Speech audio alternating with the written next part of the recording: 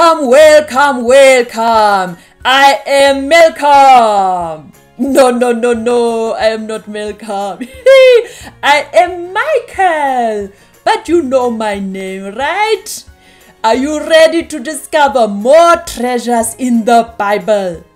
I can't wait to hear more about Moses and the Israelites. Yes, I heard they went through a sea and into a desert. That sounds like a great adventure to me. So, get your Bible, your journal, your crayons, and let's go to our Bible story time.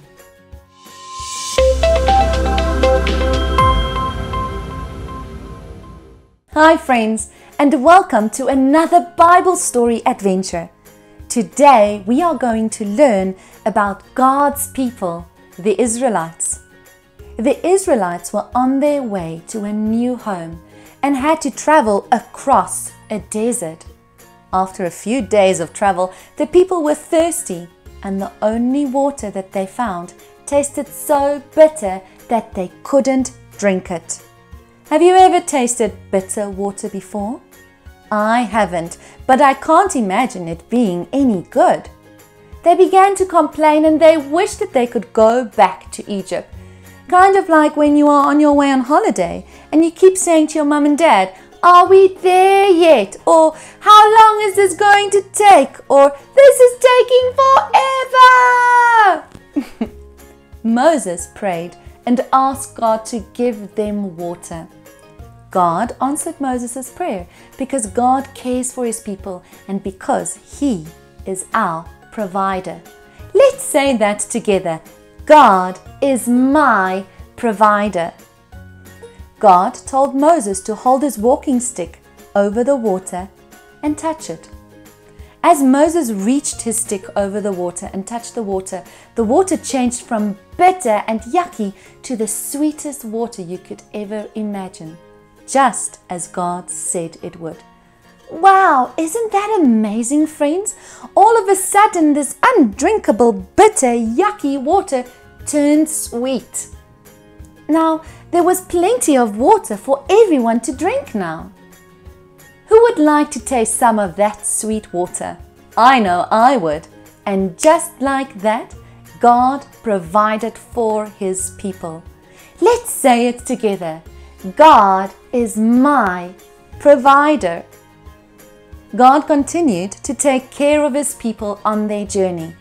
During the day, he placed a big cloud in front of them so that they would know the correct way to go and to provide shade, because remember, they were traveling through a hot desert.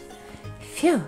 And at night, God gave them a fire cloud to give them light and to keep them warm. But soon, all the food was gone, and the people began to doubt that God could take care of them and would provide for them. They complained to Moses that it was better to be back in Egypt. They kept saying that in Egypt at least they had food.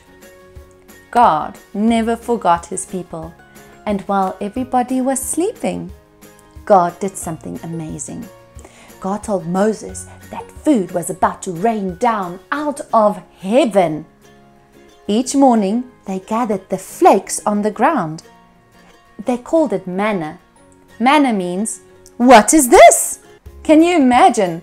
Bread from heaven all around your tent when you wake up. Now remember, they were in the desert and there were no shops. They couldn't just go and buy something. And for supper, God sent little birds called quails for them to eat. So they had meat from the sky. God provided manna and quail for the people, and they never needed to be hungry again. Just like that, God will provide for us as well. Let's say it together. God is my provider. Join our podcast this week to find out more. So, that is it, my friends. God knows us and he knows what we need even before we can ask. Just like Moses and the Israelites story in the desert, God provided everything they needed. That means that God looked after them. We can trust God to look after us, and He will give us what we need. Yes, Jesus already paid the price, so everything from God is for free. We just need to trust and believe in Him.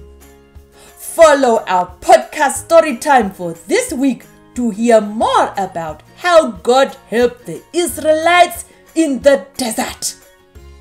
Goodbye. Oh, let's stand and sing together. First, yes.